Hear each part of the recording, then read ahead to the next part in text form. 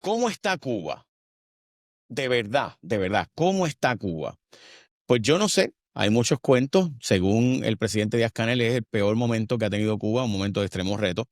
Eh, pero alguien que estuvo allí está con nosotros y nos va a contar su historia y su perspectiva. Luis Treyes está con nosotros. Luis, ¿a qué tú te dedicas? Pues yo soy escritor, periodista, editor, y actualmente estoy trabajando una historia sobre la guayabera, que es como la camisa del Caribe que empezó en Cuba, y eso es lo que me llevó a empezar a reportar sobre Cuba. Y de momento llegué para hacer un trabajo para este libro y me encontré con esta crisis. Llevo yendo, sabes, he ido 2 veces en el último año y un poco pues vengo aquí a hablar contigo de lo que vi, lo que experimenté mientras estuve allá. Eh, ¿Cómo está Cuba en comparación a antes? ¿Tú habías ido antes versus ahora? Sí, yo llevo como 10, 15 años reportando sobre Cuba, sobre todo temas culturales, de música, etcétera.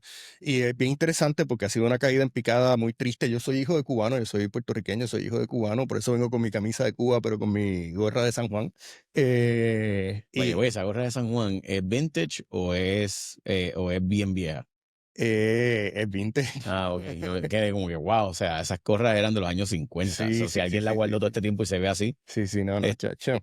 Pero bueno, un poco para ponerte dónde yo vengo y cuál es mi posicionamiento, ¿verdad? De dónde yo estoy parado cuando no, se espérate, yo trata sé quién eres, es por la audiencia. Cuba. No, por eso, pues, no, no, Ok. totalmente, no, no, por eso mismo digo. Entonces, pues nada, llevo como 10 años yendo para Cuba y pues hace 10 años estaba el deshielo con la administración de Obama, tenías como esta situación histórica donde estaban restableciendo relaciones por primera vez desde los años 60 y hubo un boom enorme. Una de las primeras veces que yo fui para Cuba fue para ver a los Rolling Stones en vivo, o sea, Airbnbs por todas partes, este florecimiento de lo que ellos llaman cuentapropistas, el gobierno abriendo un poquitito la llave de la economía para que taxistas, gente con hogares particulares, restauranteros pudieran empezar a montar su propia cosa fuera del control económico del Estado, que ha sido uno de los grandes talones de Aquiles de la Revolución Cubana desde el mero comienzo.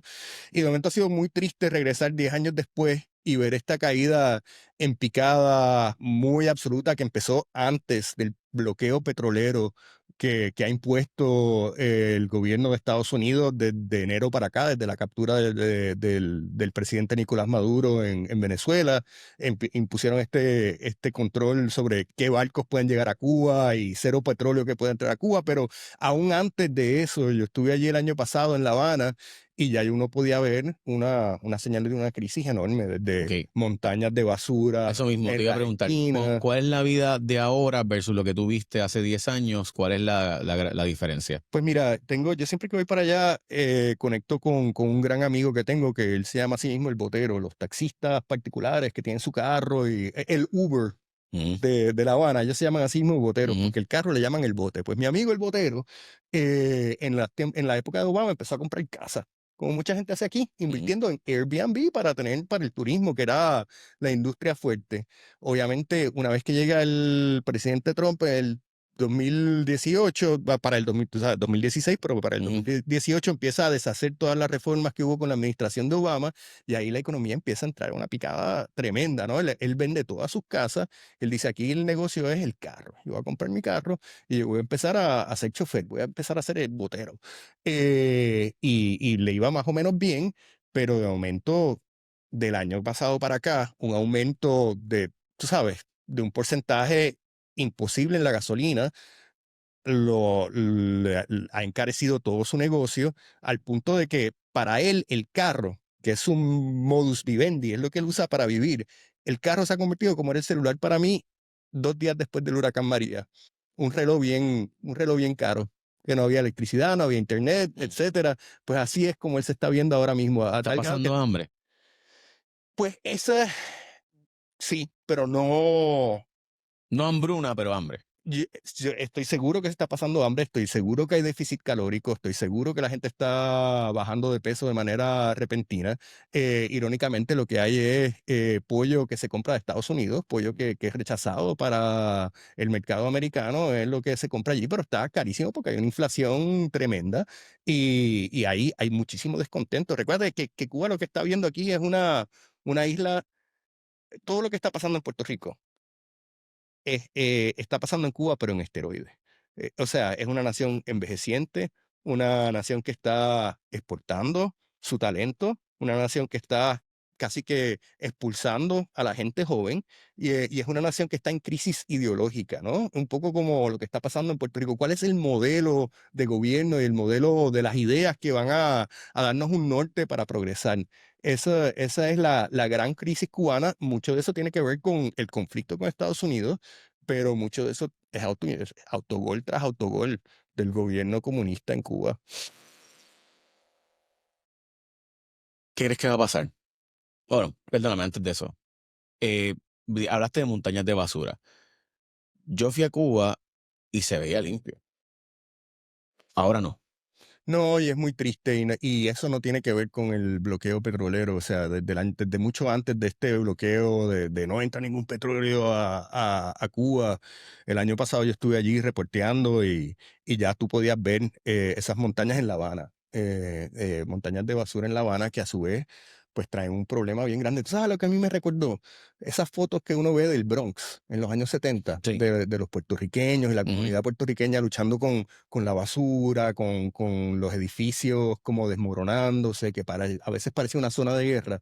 Pues lamentablemente, muy tristemente, eso es lo que me recordó, porque el cubano de a pie es una persona bien orgullosa, tan orgullosa como el puertorriqueño promedio de su isla, de su espacio, y ha sido una etapa bien desmoralizante. Ahora uno se tiene que preguntar a son de qué ha habido esa dejadez o esa impericia de parte del gobierno, que tú sabes, allí todavía la gente critica mucho al presidente de turno, el presidente Díaz-Canel, que no fue seleccionado democráticamente, ¿no? Pero todavía hay un cierto respeto, sobre todo de la gente mayor, hacia la cúpula, hacia Raúl Castro, que todavía es visto como el poder detrás del trono, etcétera. Hay que preguntarse qué está pasando para que un gobierno repliegue de esa manera sus servicios más básicos, que a su vez traen problemas de salud, han habido una oleada de epidemias de chikungunya que la gente allí asocia al problema del recogido de basura, Ujú. etcétera. Eh, ¿Cómo describen los cubanos la situación actual? ¿Cómo el que vive de a pie, el cubano de promedio? Mi amigo el botero, vamos a llamarle el botero, Con la el crisis de que gasolina, obviamente en el caso es más, es todavía pues peor. no, pero es para todo el mundo, ¿no? Pero mira, en los años 90 en Cuba ocurrió el periodo especial, así que tienes que imaginarte que en Puerto Rico, de un año para otro, nuestra relación con Estados Unidos desapareciera y los subsidios y las ayudas federales desaparecieran de un año para otro Ujú. Sin transición. sin despaseo. Pues eso es lo que pasó en Cuba en los años 90 con el desmoronamiento de la Unión Soviética, que en su momento llegó a pagar entre 1 y 4 millones de dólares al día en subsidios de Ujú. petróleo a Cuba. Pues todo el mundo, o sea, 100% de la gente con la que yo hablé en Cuba en estos 2 viajes de reporteo me dicen que el periodo actual es peor Que el que periodo ese especial momento. es Sí. peor que el periodo especial. Wow. Sí, o sea, tienes que pensar que una vez que Para los que no saben, el periodo especial se le llama justamente cuando cayó la Unión Soviética, ese periodo del 93 al 95. Obviamente la Unión Soviética cayó en el 91, pero las repercusiones dramáticas fueron así de fuertes en Cuba. sí, Que le compraban básicamente inteligencia, azúcar, productos, la Unión Soviética y la verdad es que de repente, pues al colapsar la Unión Soviética se acabó y el campo socialista, que también, o sea, detrás de la cortina de hierro Ujú. en Europa del Este, absolutamente, pero Cuba recuerda que se quedó solito ideológicamente. ¿Cuántos países comunistas quedan en el mundo? O sea, Bueno, Corea del Norte, la, Cuba y Vietnam sí, y China, y pero Vietnam y China son, Vietnam y China no son ya el comunismo, o sea, sí, son capitalismo de Estado, o sea, exacto, es capitalismo centralizado, dirigido. So, comunismo es el nombre del partido, pero, o sea, absolutamente, Rusia tampoco, o absolutamente. sea, ok, so, te planteo lo siguiente, y si no se puede, ¿verdad? Entrar en detalles, pues me dice. Yo fui a Cuba y traté varias veces de que me llevaran a cosas normales Ujú. y no hubo break. O sea, era obvio que me querían llevar a la zona turística, era obvio que me querían llevar a la Casa de la Música, o sea, a donde van la gente, donde están los mejorcitos, como si yo viniera a Puerto Rico y me dijeran, y para los puertorriqueños, ¿verdad? Que es quizás lo más fácil de entender, y yo digo, mira, yo quiero ir a Barrio Obrero. Y ellos, sí, cómo no, te voy a llevar a Barrio Obrero, vamos. Y yo, Buen acento y ayer. llego, brother, es que te digo, era una cosa me pareció gente fascinante y, y súper educada. Sí. O sea, y que un chofer pueda al día de hoy en un Chevy o un Malibu del 63 con motor de Nissan del 88 y transmisión de no sé lo que sea, porque honestamente yo Sí. allí había.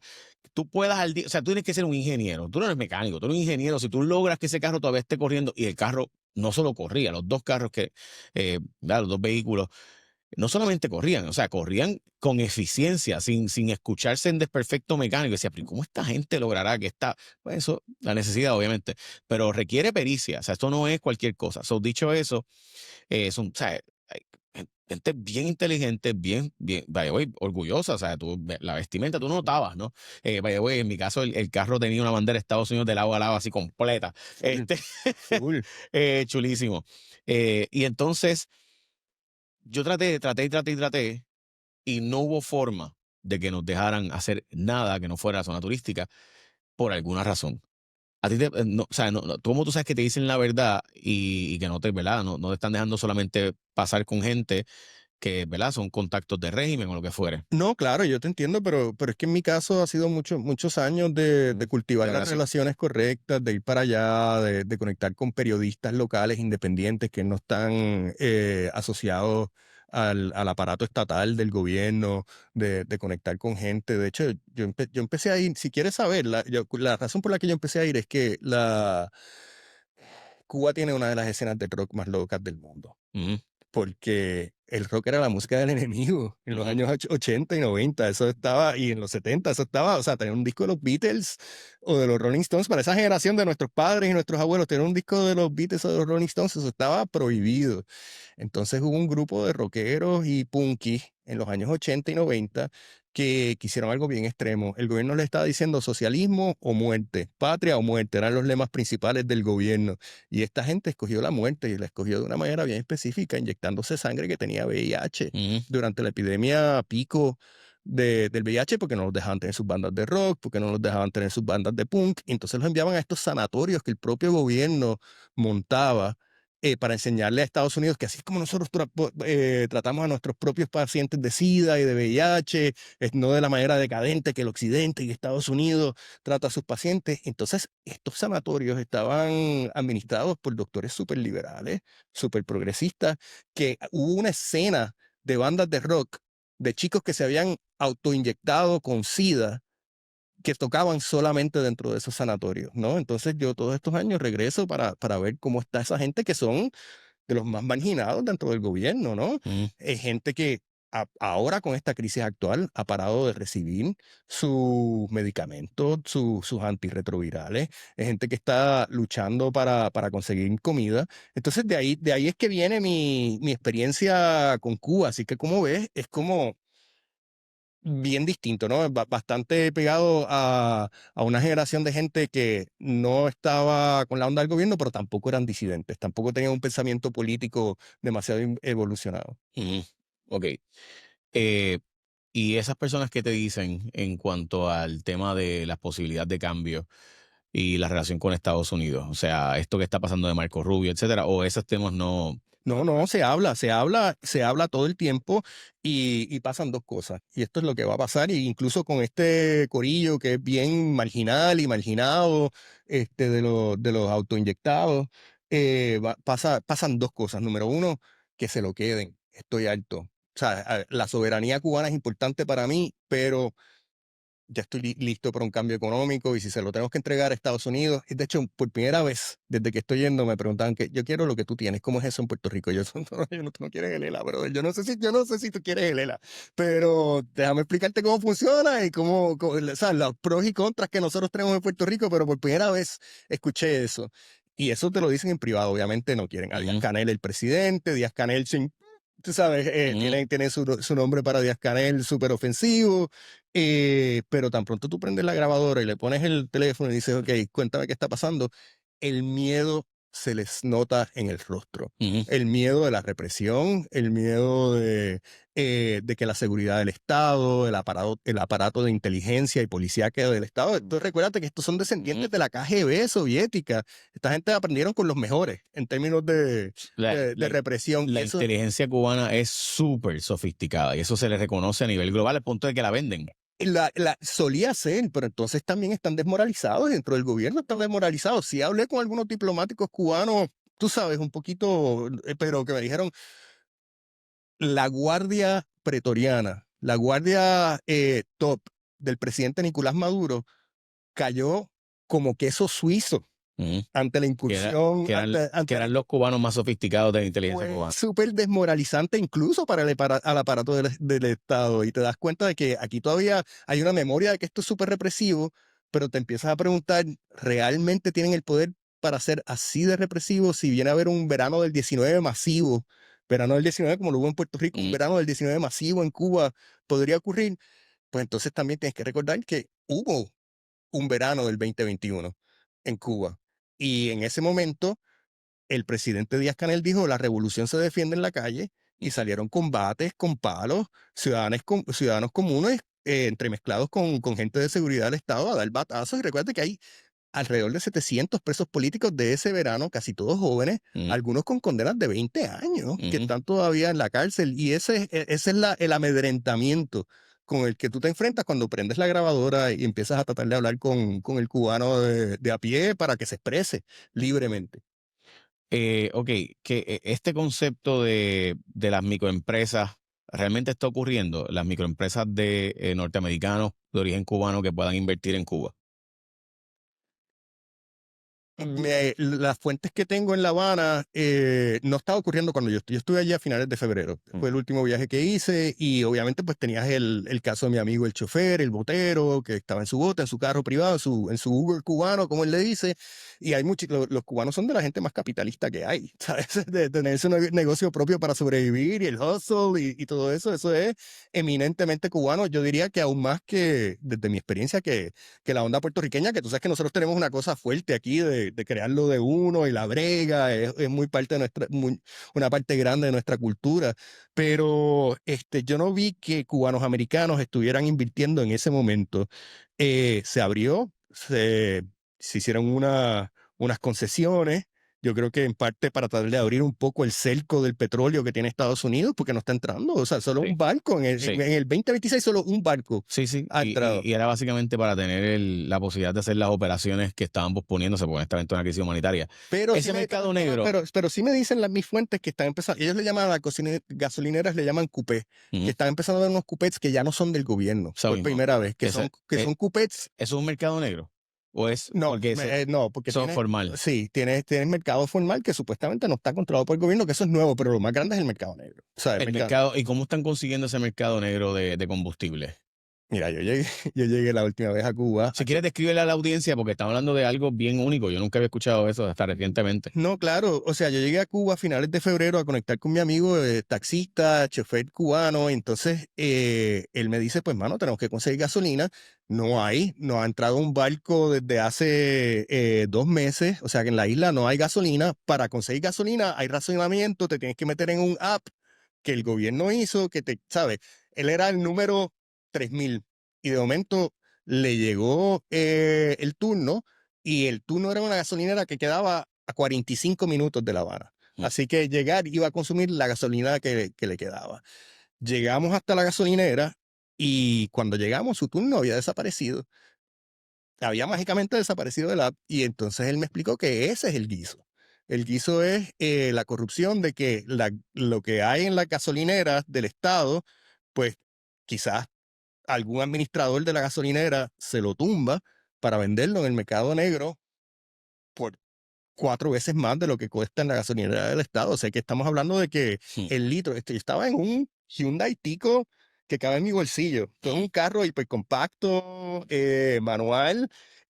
Nos costó $250 llenar el tanque de 5 fuentes distintas en el mercado negro, él llamando para ver dónde había, para entonces echarle así, mira, cogiendo del bidón tú sabes que hay que soplarle para que suba por la manga, Sí, pues yo nunca he hecho eso porque me da miedo que me la trague. yo no lo hice, pero él lo hizo y está bien. Sí, yo lo he visto muchas veces haciéndose. En Jaguar eso era bien común. Treyes, gracias. Tengo muchos temas que hablar contigo, así que me avisas cuando tengas break para volver a hablar. Un gusto estar aquí contigo. ¿Vuelves a Gracias. Cuba cuándo? Pues estoy loco por volver. Yo espero que esto que acabo de hacer contigo no me tranque el dominó para regresar, pero sí me gustaría volver en los próximos 2 meses. Bueno, te estaremos pendientes. Gracias. Gracias. Y por si acaso, de verdad que queremos mucho a Cuba. Sí. Los que es una tragedia que estén pasando por esto. Absolutamente. Que sea lo mejor, que lo que pase, que sea lo mejor para el pueblo cubano. Yo no quisiera que fuera una intervención militar, honestamente. Mira, el problema, antes de irnos súper rápido, el problema es que si Puerto Rico optó por la prosperidad en nuestro pacto con Estados Unidos, Cuba en su guerra fría con los Estados Unidos optó por la soberanía. Y es bien posible Ujú. que haya entregado la prosperidad y la soberanía. Y que al final de esto se quede sin la soga y sin la cabra. Y creo que eso sería Bueno, muy pero es que los triste para cambios son Cuba. indispensables en cualquier sistema, sea comunista, capitalista, sea libre asociacionista, o sea estado librista, como el nuestro, o sea, la soberanía también no es la misma la soberanía del 1949 a la del 2026. O sea, el mundo ha cambiado. O sea, pregúntele a Venezuela si hay soberanía, pregúntele a Ucrania si hay soberanía. Bueno, So, Venezuela ahora mismo en Washington se conoce como la nueva Puerto Rico. por eso. O sea, para mí el concepto del político, hay que entender que las cosas cambian y Cuba trató de quedarse en 1959 y simplemente pues eso no es real y yo entendía o puedo entender completamente por qué porque es que pues yo tengo un orgullo de ser eso. Y de eso es lo que yo represento en el mundo. Y tú me quieres robar mi identidad, yo no lo voy a permitir.